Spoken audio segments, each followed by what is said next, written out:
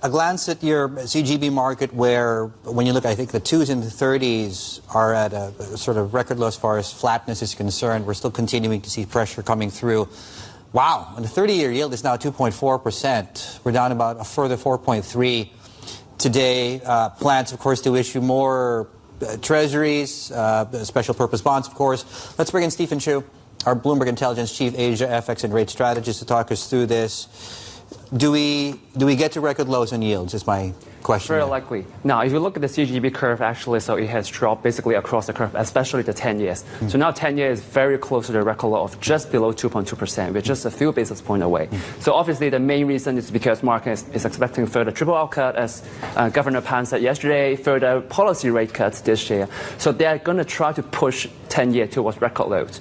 Now, I'll be cautious actually beyond that, just because now we always look at the 1-year MLF. Now it's 2.5, but 10 years are already at 2.26. So when we reach record low, if that happens, I'll be cautious. Market may want to take profit. And what if like China's macro data recover? So beyond record low, I'll be more cautious from here. It's interesting that we're seeing this rally despite that big buzzword, right? Ultra long Treasury bonds. Yeah. I mean, tell us a little bit more of the significance of this program, and how does it meet the multiple goals that policymakers are looking for? Yeah, that's actually less relevant for the near-term move, but for the longer-term strategic goals that China is planning. That's super interesting because, as we know, it's the 4th time that China announced the special bonds. Usually, it's about like special goals that before we have the replenishing capital of the 4 big banks, setting up CIC, and most recently, of course, the pandemic in 2020.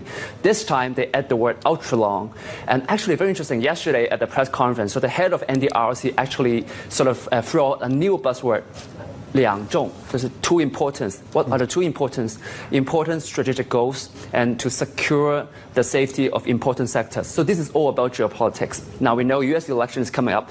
2025 is a benchmark that people are talking about whatever happens. So you can see that China is planning ahead to try to secure semiconductor, energy, food security, and all that. And what's even more interesting is like Bloomberg News actually broke this in January, but we were just thinking it's a one-off. But actually, out of the Lianghui, the 2 meetings, they were saying that this is just the first year of many years ahead. So they're going to do it again next year and again the year after.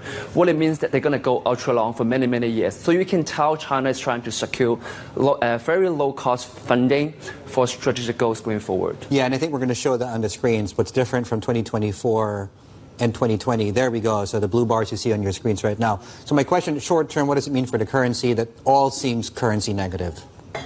Yeah, now actually you can see that yuan is actually doing nothing just because like PBOC is holding the fix, the dollar is not moving. So to be fair, it's actually more a rate story. The currency is doing, it's not relevant for the currency. Now what's going to change is unless the Fed starts to cut even further, like market expect 3 times, probably the Fed will have to do more than that for the dollar to collapse, and PBOC will have to stop cutting rates, which we know is not going to happen. So it's going to hard to change the yuan outlook. I have a question on that too, because certainly with expectations, Pan Gongsheng yesterday said there is room to cut.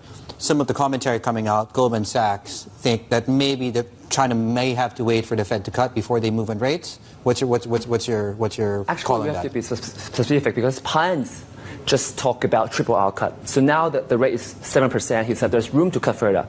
Now, cutting triple R will help the front end, will help interbank liquidity, and the purpose of that is probably because they want to issue special bonds, ultra long special CGBs, LGBs as usual. So that will help the bond issuance to go smoothly without spiking the rates.